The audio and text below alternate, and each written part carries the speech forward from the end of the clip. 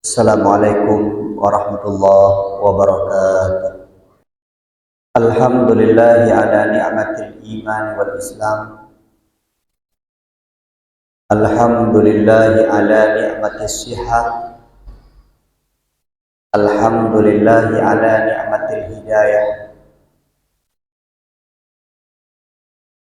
Allahumma salli ala sayyidina Muhammadin wa ala alihi wa sahbihi wa baraka wa sallim.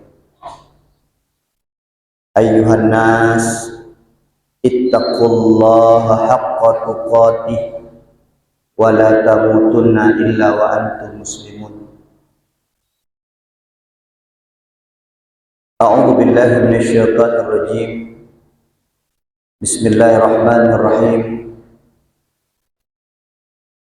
Wa la tukhzini yawma yub'atsun yawma la yanfa'u malun wa la banun illa man atallaha biqalbin salim. Takzim penghormatan kepada Imam Raja Masjid, BKM Masjid, pengurus masjid, remaja masjid. Takzim penghormatan tuan-tuan guru, pimpinan-pimpinan dayah, pimpinan-pimpinan balai but, serta seluruh hadirin sidang jamaah Jumat. InsyaAllah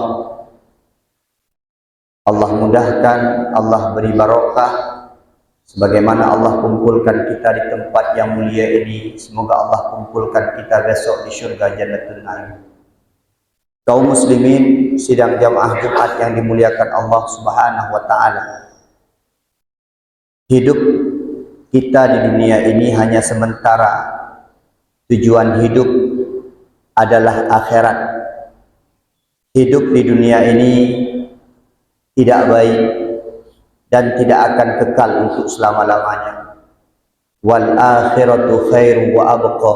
Karena akhirat khairun, lebih baik, wa abqa, dan akan kekal untuk selama-lamanya. Maka apapun yang Allah berikan kepada kita di dunia ini, jadikanlah sarana untuk kembali kepada Allah, untuk kebahagiaan kita hidup di akhirat. Sering kita mendengar khatib membacakan ad-dunya mazra'atul akhirah. Dunia ini hanyalah tempat bercocok tanam untuk akhirat. Artinya apa yang kita tanam di dunia, itulah yang akan kita petik di akhirat. Kebaikan yang kita buat di dunia, kebaikan yang akan kita peroleh di akhirat. Faman ya'mal mithqala dzarratin khairan yarah, wa man ya'mal mithqala dzarratin syarran yarah. Buat god tapi buat gebalah membuat god. Buat brok tapi buat akan gebalah membuat brok. Bizarrah, walaupun sebesar biji dzarrah kebaikan atau keburukan yang kita lakukan, kita akan mendapatkan setimpal dengan apa yang kita kerjakan. Maka apapun yang kita lakukan hari ini di dunia haruslah berorientasi kepada akhirat. Ketika kita paham bahwa dunia ini hanya sementara, kita paham bahwa dunia ini tidak kekal, dan kita suatu saat akan pergi meninggalkan dunia ini dan akan mempertanggungjawabkan semua apa yang kita lakukan di dunia. Maka ketika itu kita pahami, harus juga kita pahami bahwa apapun yang kita lakukan di dunia ini haruslah berhati-hati. Karena akan ada KPK akhirat, akan ada inspektorat akhirat. Di dunia saja, yang kita kata di dunia tipu-tipu, banyak orang yang OTT, banyak orang ketangkap tangan, banyak orang yang dimasukkan ke penjara. Apalagi besok pengadilan Allah, pengadilan yang maha adil, maha suci, tak mengenal perbedaan, keadilannya luar biasa, ahkamul hakimin, sebaik-baik pengadil. Maka apapun yang kita lakukan akan kita pertanggungjawabkan. Kaum muslimin sidang jamaah Jumat yang dimuliakan Allah Subhanahu wa taala. Memang kami tadi membacakan 3 ayat.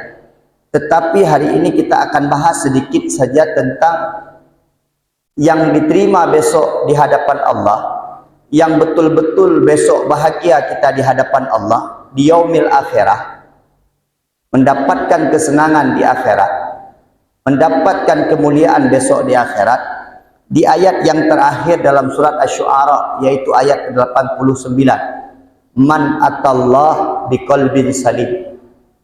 Orang yang akan bahagia besok di akhirat, orang yang akan mendapatkan tempat derajat yang tinggi besok di akhirat, dan akan Allah masukkan dalam sebuah kesenangan yang bernama syurga. Siapa? Man atallah biqalbin salim, yang hadir di hadapan Allah, yang datang ke hadapan Allah dengan hati yang bersih. Kalau kita baca surah tafsir, ada yang mengatakan hati yang bersih, hati yang sehat, hati yang lurus, hati yang selamat, hati yang bahagia. Itu kata-kata qalbun, hanya 2 huruf saja, 2 kalimat saja. Qalbun artinya hati, salim keselamatan, kesehatan, kelurusan. Hanya itu yang datang ke hadapan Allah. Kalau sebelumnya dijelaskan yaumala yanfa'u malun wala banun, hari itu hari yang tidak bermanfaat, malun harta wala banun, dan anak-anak, illa man atallah biqalbin salim. Tapi yang paling bermanfaat, yang akan bahagia, yang akan sejahtera, siapa-siapa yang hadir, yang datang di hadapan Allah dengan hati yang bersih, hati yang suci, hati yang selamat. Bagaimana kita mengartikan qalbun salim ini? Ada 2 cara kita mengartikan qalbun salim. Cara yang pertama adalah, yang dimaksud dengan qalbun salim adalah hati yang selamat daripada kesyirikan. Bagaimana hati yang selamat? Hati yang selamat daripada menyekutukan Allah, hati yang selamat daripada durhaka kepada Allah, hati yang selamat daripada ketidaktaatan kepada Allah. Itu yang dimaksud dengan oleh ahli tafsir, yang dimaksud dengan qalbun salim. Hati yang tidak pernah menduakan Allah, hati yang tidak pernah menyekutukan, mensyarikatkan Allah. Betul-betul hatinya lillahi ta'ala, betul-betul karena Allah. Tanya lah kemaah dan kuda pegang. Memang tanya Islam, tapi but-but yang menyekutukan Allah kadang-kadang hidup agak tanya. Ke Allah cukup yakin, limang buah wate hantam tinggal. Tapi kadang-kadang terselip ketidakpercayaan kita terhadap Allah Subhanahu wa taala. Dan ini perlu kita rubah. Kalau kita singkat bicara dengku ketika masih menganggap bate yang tak pakai bak tubuh kitanya memberikan manfaat, encin yang tak pakai, geliung yang tak pakai mendatangkan mudarat, ini kita belum dikatakan dengan mempunyai qalbun salim. Tidak ada satupun yang bisa memberikan manfaat atau mudarat di dunia ini siwa Allah, kecuali Allah. Hanya yang lain. Hanya Allah yang bisa mendatangkan manfaat kepada kita, dan Allah yang mendatangkan kemudaratan kepada kita. Yang kalian terbawa dengan hal-hal seperti itu. Semua itu sarana yang Allah berikan. Yang menyembuhkan kita sakit bukan dokter. Yang menyembuhkan sakit bukan obat. Yang menyembuhkan sakit kita betul dalam hati dengan Allah, bukan obat. Obat itu perantaraan daripada Allah Subhanahu wa taala. Wate takoh jalan nengku ikun bungon. Takoh jalan. Kami nak motor, pam tasih lain. Kalau ada yang mengatakan bahwa long selamat gara-gara ngeluk, salah. Selamat kita karena Allah. Kawan kita tadi itu diutus oleh Allah, perantaraan daripada Allah untuk membuat kita terjaga daripada melamun kita tadi di jalan. Teruk kenan. Ulama tanya baca-baca sakit, nyo cika meno, cika mendi. Yang ada kota-kota jenolong kalau ramai cik. Ya ikulah panjang-panjang. Waktu tahu titel hantik kertas payah tulis. Tapi mentang jak kena jak kedih, hidih yang pulih. Hidih pahtak gerajah, hidih mentang pulih. Tidak yakin dengan Allah Subhanahu wa taala. Itu belum dikatakan dengan qalbun salim. Qalbun salim itu betul-betul hati kita itu Tidak ada sedikit pun keraguan kita terhadap Allah Subhanahu wa taala. Baikna raguan Allah. La syauka. Tidak ada satu pun mendalai betulnya lagi nyo betul dari Allah. Itu baru dikatakan dengan qalbun salim, itu yang pertama. Jadi tanya menyapelai belagangan kebancara betul-betul hati kepada Allah. Cara tabah saja. Ibadahku ya beut. Benar ilmu, menyahana ilmu yang mustahil ni. Karena tanya ke dijak keroi, payah tak tuntut tanya. Betul-betul yakin kepada Allah. Bagaimana caranya? Ilmu tauhid bukan. Menyahana ya beut ana mungkin. Nyata kalau tabah-tabah kampung lah kemaah. Kampung-kampung yang kam cahaya, kampung-kampung ka gadah-gadah maksiat, kampung-kampung ka kurung-kurung maksiat, kampung-kampung yang nabut. Menyahan nabut mungkin. Tidak mungkin kita bisa menyaperle dunia. Mungkin dah duduk mentang cara ilmu dunia. Lagi egop jak kuliah sampai teruk Amerika Serikat, sampai teruk Inggeris cara tanya. Anak-anak mungkin. Egop itu pok titel S1, S2, itu pok titel AMK. Ijazah ikulah. Dalam urusan agama juga sama. Mustahil tanpa ada pengajian akan terbuka jalan pikiran kita. Mustahil. Tapi menyaitannya merasa bangai, menyaitannya merasa mentang le kur, ya pengan-pengan gure, ya duk-duk ngan gure. Kita upgrade sedikit-sedikit apa yang ada pada ilmu kita. Tapi bacut-bacut kualitas, pemahaman-pemahaman terhadap agama. Karena orang-orang membenci agama siapa? Orang-orang yang benci agama itu cuma orang-orang yang tak paham agama.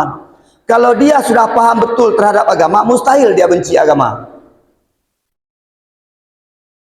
Maka timbullah sifat munafik. So, sifat munafik yang enggak kenal agama. Ketika dia tidak kenal sepenuhnya kepada agama, maka cinta dia kepada agama pun akan setengah-setengah. Kenapa? Sifat munafiknya ada.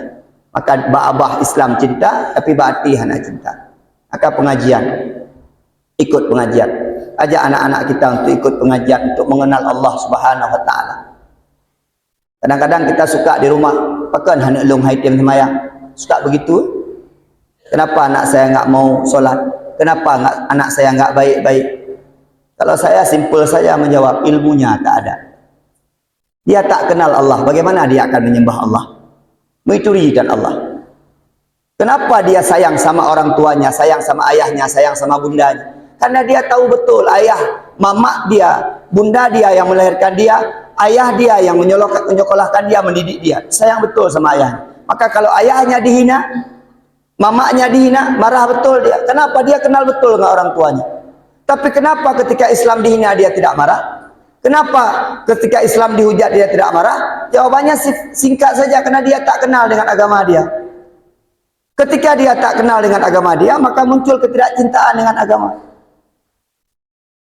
Maka bapak-bapak sekalian, kalau ingin menghilangkan sifat syirik, sifat meragukan terhadap Allah, ragu tidak terhadap Allah Subhanahu wa taala, ikut pengajian. Ya abud. 3 minggu 3 benar abud. Tak hadir ke nobak majlis, tak ikut abud. Bakna yang pegah, putajak ni kuat terasa ke pegah. Memang hana berubah-ubah. Semayang dari jamun-jamun lagi nya. Menyoba berubah-ubah pegah sisan. Nyo semayang beele menghadap kiblat, dan pujihnya menghadap ulika mentanya no. Kahit dah menghadap kiblatnya tak bisa lagi. Di pengajian untuk menambah keimanan kita. Karena iman kita yazdad wa yanqus. Iman kita naik turun. Itanya minyak ondan kalau kata trip. Perlak payah ada piu dapat pasok minyak menanti udip dia. Udip dia menyalam dunia tapi dengan dunia tapi yang pikiran-pikiran mendunia. Akhirat ana fikir. Pajan dah fikir orang akhirat, engkau ada orang Jumaat dah. Maka orang Jumaat dah kalau urung sendu-sendu ke dia. Sendu wajah ke dia dengan ceramah. Ada lo nya enggak biasa alam. Acin ni bayang aku menyana tajak buat 3 minggu lah hega mentah. Tengkunya ke pegah kita taat ke Allah. Pada kata dia baca ke tengah tengku lain taat ke Allah. Maka muncullah sikap qalbun salim kita terhadap Allah Subhanahu wa taala. Itu yang pertama. Jadi qalbun salim yang pertama adalah hati yang betul-betul taat kepada Allah, hati yang tidak pernah menyekutukan Allah, hati yang tidak pernah bersyarikat dengan Allah. Betul-betul dia yakin Qul huwallahu ahad, la ilaha illallah wahdahu la syarikalah.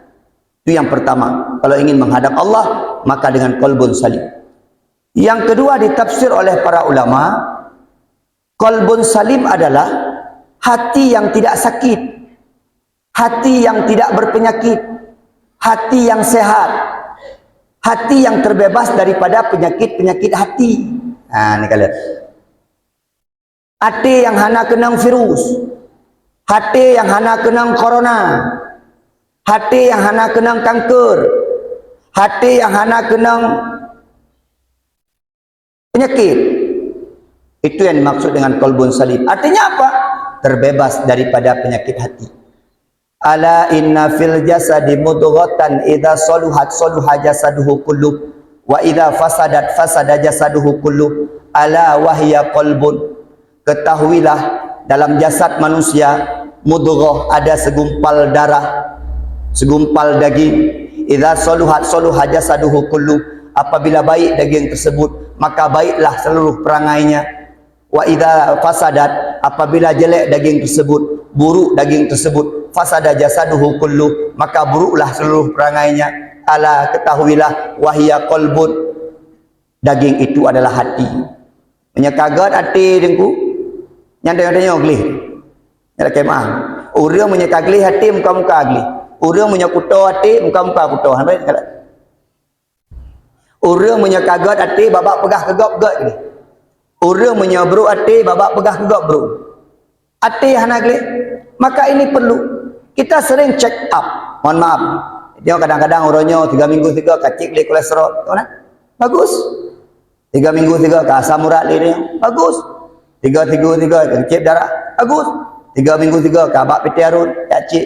Kadang-kadang hantai piti arun, tajak bapim, hantai bapim. Kedih lah Medan, anak-anak apa yang dibacut. Kacik kesihatan, check up. Nah orangnya yang check up rutin. Ya hansip kedih Medan ke Kolombia, mungkin kedih Penang Lam Wahai. Tapi kita sering lupa nih. Penyakit itu bukan hanya didapatkan oleh jasmani, rohani kita juga punya penyakit. Ini yang jarang kita check up. Kalau check up jasmani rutin, bahkan kadang-kadang na dokter spesialis gonya. Ilung punya ka batu-batu langsung sama doktornya. Ilung aja lain hana cucu.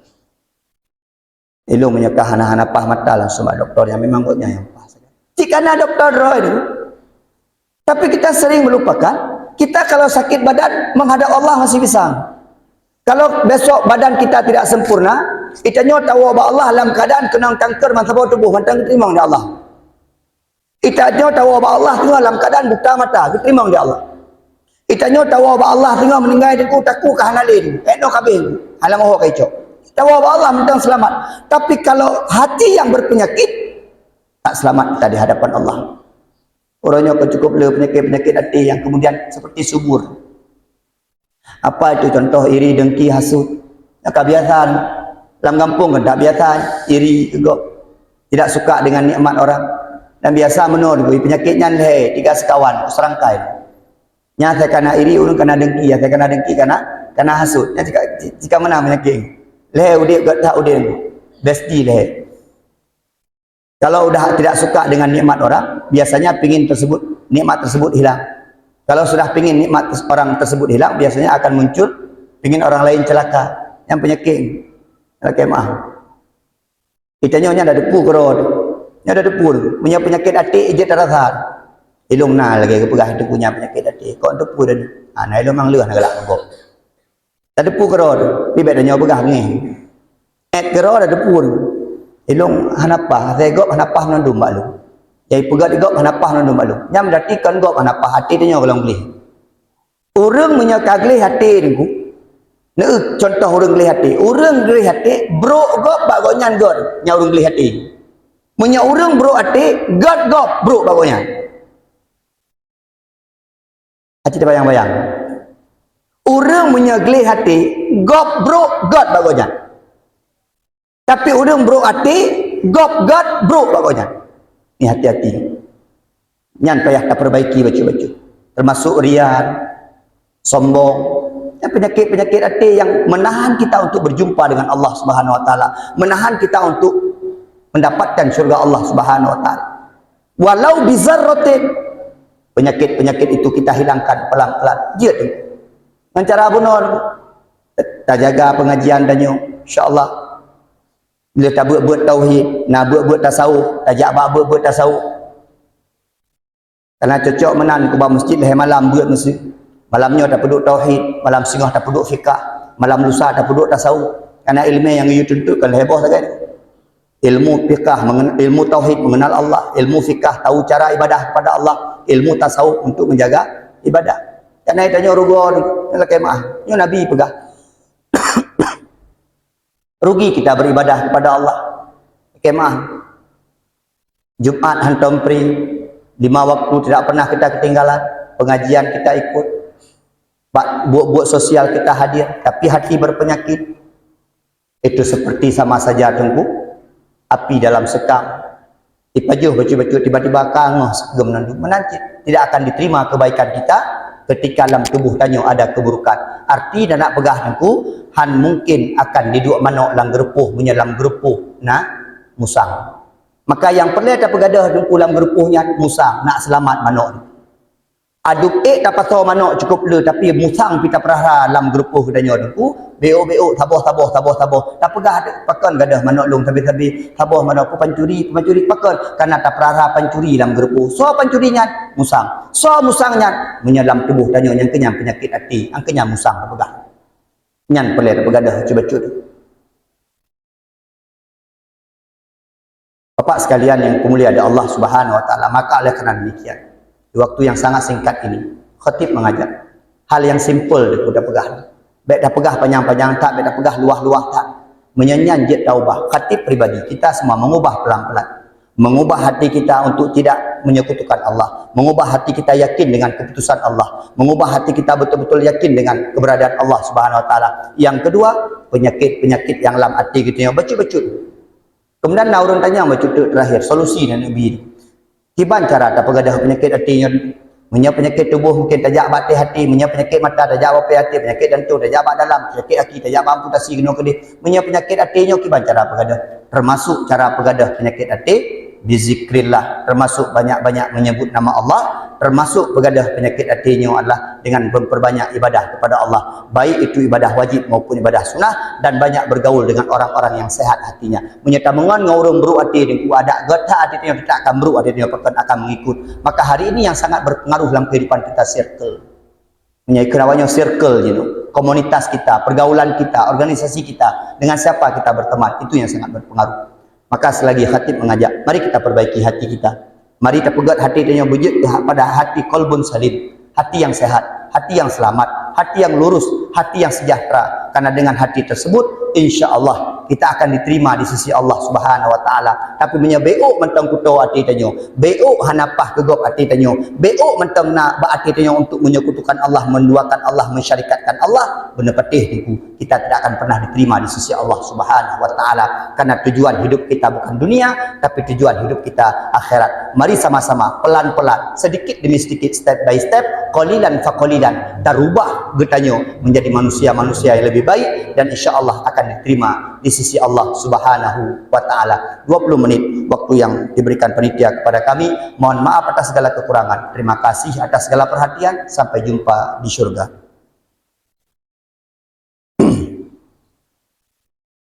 Alhamdulillah. Alhamdulillahilladzi ja'ala an-nahara ma'asyan lil bashar wa ja'ala al-laila rahatan lil anam wa arsala rasulahu bil huda wa dinil haq liyudhhirahu 'ala ad-dini kullihi walau karihal kafirun. Ashhadu an la ilaha illallah wahdahu la syarika lah wa ashhadu anna Muhammadan 'abduhu wa rasuluhu la nabiyya ba'dah. Allahumma salli ala sayyidina Muhammad wa ala alihi wa sahbihi ajma'in.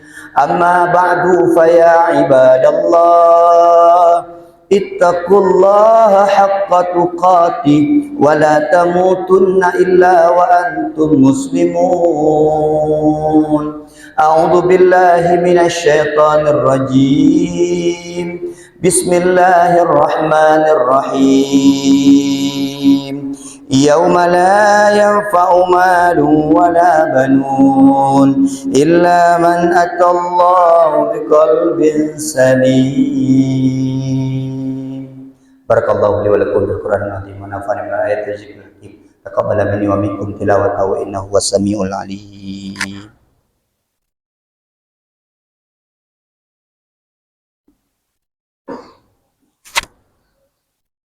Alhamdulillahi rabbil alamin wa bihi nasta'inu ala umuri dunya waddin. Allahumma salli ala sayyidina Muhammad wa ala alihi wa sahbihi ajma'in. Ayuhan nas ittaqullah ittaqullah ittaqullah wal tandur nafsum ma qaddamat lighad wattaqullah innallaha khabirum bima ta'malun. A'udzu billahi minasyaitonir rajim. Bismillahirrahmanirrahim. Qul huwallahu ahad. Allahus samad. Lam yalid wa lam yulad wa lam yakul lahu kufuwan ahad. Innallaha wa malaikatahu yusholluna 'alan nabi. Ya ayyuhalladzina amanu shallu 'alaihi wa sallimu taslima. Allahumma ighfir lana wa li jami'il muslimina wal muslimat wal mu'minina wal mu'minat al ahya'i minhum wal amwat. Allahumma ihdinas siratal mustaqim siratal ladzina an'amta 'alaihim minan nabiyyin was-siddiqin wasyuhada'i was-shalihin. Rabbana zalamna anfusana wa illam taghfir lana latarhamna lanakunanna minal khasirin. Rabbana hab lana min azwajina wa dhurriyyatina qurrata a'yuni waj'alna lil muttaqina imama. Rabbana atina fid dunya hasanah wa fil akhirati hasanatan wa qina adzabannar. Wa la dzikrullahi akbar.